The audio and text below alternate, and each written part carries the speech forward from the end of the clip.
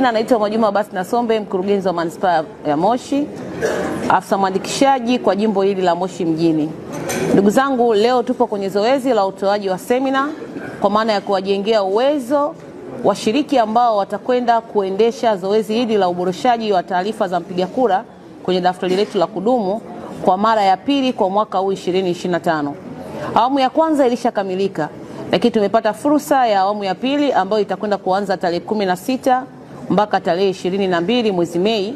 Kwa hiyo ndani ya siku 7 wananchi wote ambao wanaishi ndani ya manispaa yetu ya Moshi ambao mwanzo wa kupata fursa ya kuboresha taarifa zao wanatakiwa kujitokeza kwenda kuboresha taarifa zao ili aweze kupata fursa ya kupiga kura ifikapo mwezi wa 10 2025.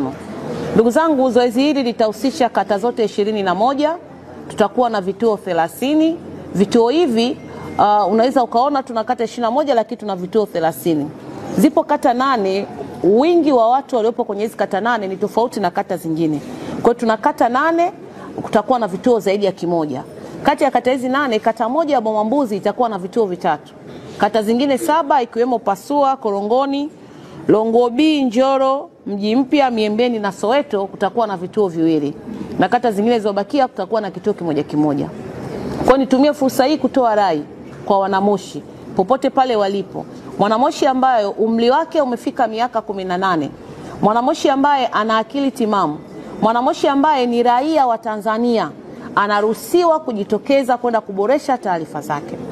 Umuhimu wa kuboresha hizi taarifa ndio kibali pekee ambacho kitakupatia wewe fursa kama Mtanzania kushiriki kwenye uchaguzi mkuu ambao unatarajiwa kufanyika mwezi wa 10 2025, ambapo utapata fursa ya kuwachagua waheshimiwa madiwani na kuwachagua wabunge, lakini kubwa zaidi kumchagua rais wa Jamhuri ya Muungano wa Tanzania. Kwa ndugu zangu wanamoshi, hii ni nafasi ambayo haiwezi kujirudia tena. Awamu ya kwanza tunafunga zoezi, watu wengi walibakia.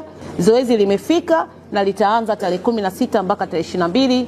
Vituo vyetu vitafunguliwa kuanzia saa 2 mpaka saa 12 jioni. Naitwa Rashidi na nimshukuru Mwenyezi Mungu kwa kuteuliwa kupata ajira hii ya muda kama muongoza BVR. Kwa hiyo mimi niseme tu, kwa sababu serikali imetuamini na sisi kama wadau wa kufanya kazi hii tutaenda kutekeleza yale yote ambayo serikali yetu inatarajia. Tutaenda kuandikisha kwa kutumia speed, lakini vile vile kwa usahihi zaidi. Sababu najua ni zoezi nyeti, zoezi muhimu sana ambao watu na kuandikisha waenda kushiriki katika uchaguzi mkuu wa kuchagua viongozi madiwani, wabunge na mheshimiwa rais. Mimi naitwa Isa Elias Juma Buliro, ni mwendesha BVR.